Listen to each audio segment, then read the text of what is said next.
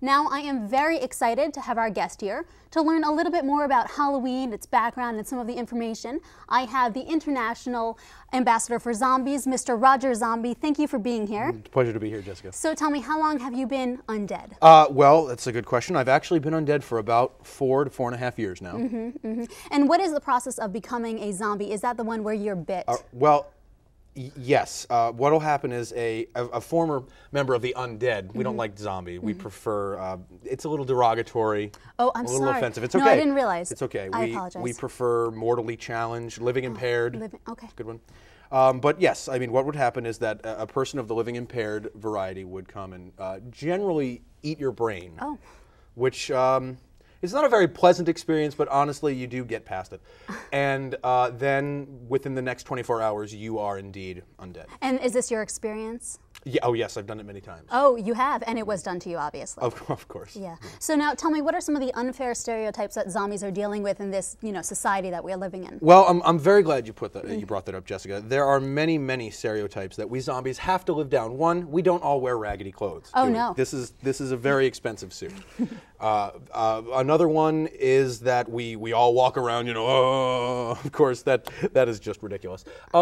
True, we do eat brains, as I said. That's just, it's fuel. Food is fuel. Right, I understand. You guys eat chicken salad? I prefer brains.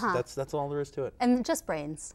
Just brains, generally. We try and stay away from body parts, except things that might get in the way, like an ear happens occasionally. Okay. We don't like fingers too much. The whole arm is very off-putting, but the head, top part of the head is just very appetizing. This fellow here is might have been a guest of mine. Might have been.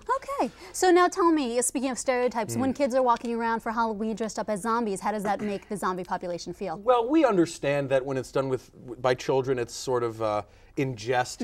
We let it go. But when it reaches the high school age and people, they dress up in their crazy makeup and walk around, as I said, we don't like that. And that's what we're trying to repress. And that is why I'm taking legislation actually all the way up to Washington. Oh, you are? Yes. This is a very, very, very serious matter. We are trying to get a legislation passed that says that anybody over the age of 14 cannot dress like a stereotypical zombie. Okay. Okay, they have to dress like a member of the living impaired, you see? Oh, I see.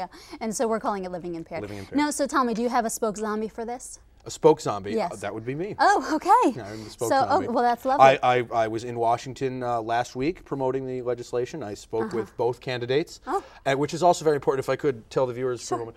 It's very important to get out and vote. I'm not partial to necessarily one candidate or another at this point. However, whichever candidate supports zombie rights, particularly zombie marriage, that's the one you have to go with. Zombie marriage. Zombie marriage it's a big political ball of fire in the undead world. So bringing it back to Halloween, sure.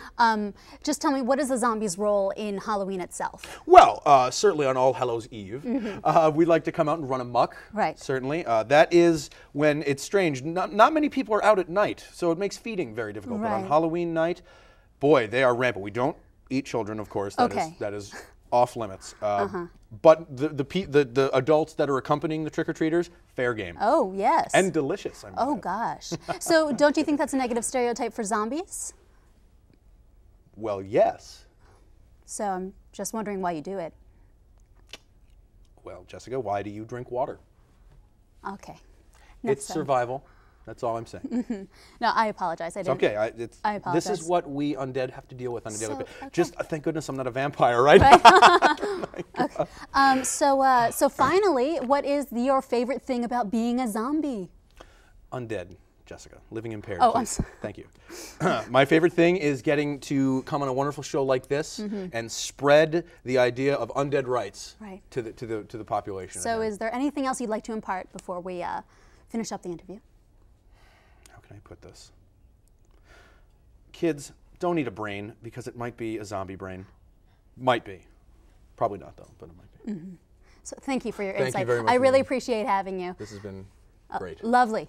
So let's check out our next clip where I turned into a ghoul at Scared by the Sound. Have a look.